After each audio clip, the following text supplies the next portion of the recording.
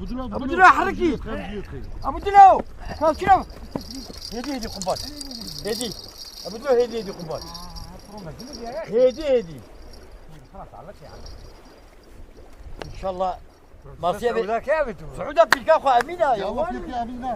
يلا ايه كيلو يا ان شاء الله يا رب يلا هدي طابقة هدي قنبال ابو عبدو تكاتك يا عمي لا والله انا بسبح ميامني قامتي وهاد لا لا بتلو هدي طابقة وانا حظي نبي سعودة بتلقى امينه وينها؟